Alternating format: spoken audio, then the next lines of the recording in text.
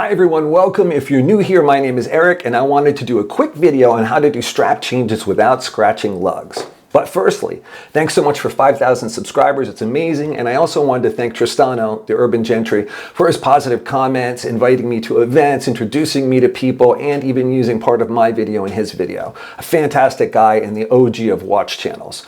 So, what am I talking about with the scratches on lugs?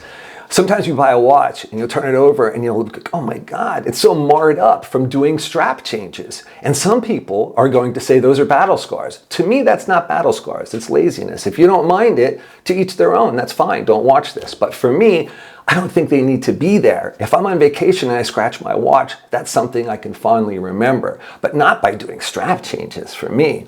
So I've learned a few tricks, I'm gonna show them to you right now. Thanks.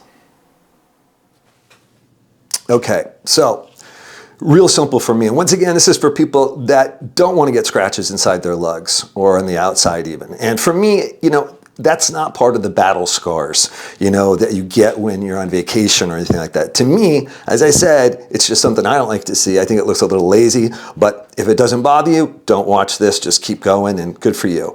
So what I use, and a lot of my friends use, is I call it heat tape. It's high temperature masking tape used in the watch industry for putting it on bracelets when they're polishing them. So I'll throw a couple of pictures up so you get an idea. But if they wanted to polish something and not another area that's brushed, they would mask it off with this. So they sell it in a whole bunch of different sizes. This is one of the thinner ones. I think this is maybe 6 millimeters, something like that. But you can get it in any size. Obviously for lugs, you want it in a smaller size. So I cut it off in 1-inch strips. It's about an inch, doesn't really matter, as long as it can wrap around the lugs.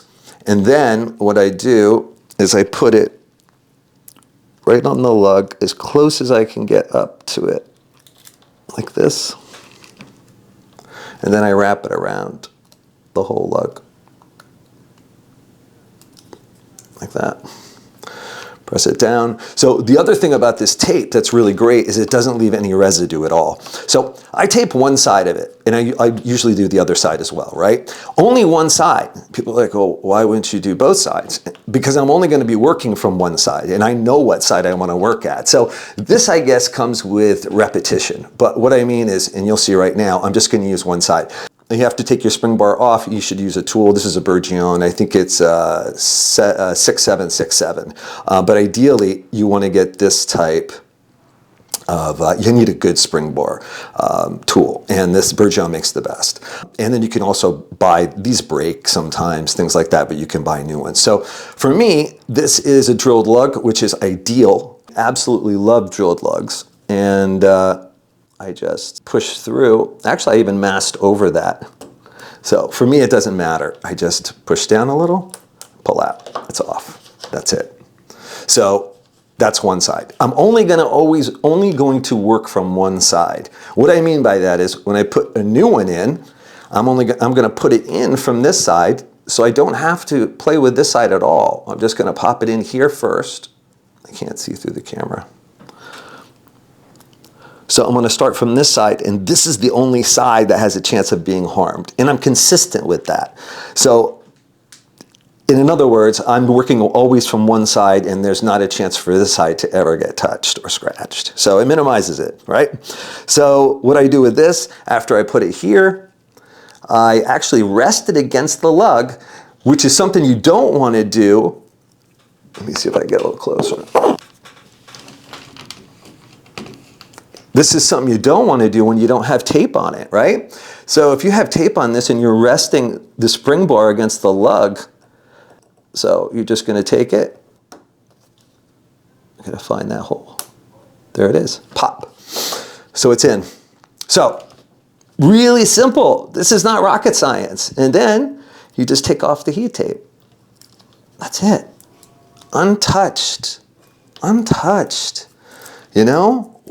What's the reason? I mean, for me, sometimes I turn them over, I'll buy a watch, and I'll be like, oh my God, this guy went to town. So heat tape is the secret. Practice is the secret. Only using one side. So for me, I always use this side, and I use this side. Why is that? Because I'm used to working from this side. That's something you'll get familiar with when you do a lot of strap changes and things like that. But that's essentially how you do it. That's it. Of course, I had it easier since I have drilled lugs, which I absolutely love, because I do hate digging into the side. But once again, it's that heat tape is there before you start trying to fit this tool between the lugs, you know?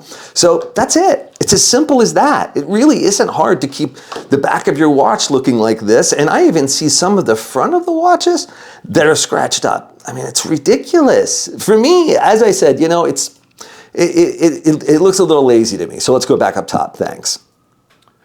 So there you go. I think it's easy. You know, it's just really, for me, it's an insurance policy because I don't trust myself. I know a lot of watchmakers, they actually don't tape up or anything. They use the same method I do, boom, right in. But for me, I don't trust myself, so I tape up one side.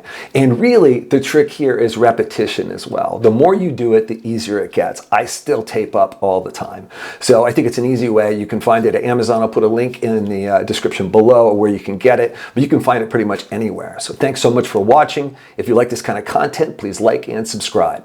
Thanks.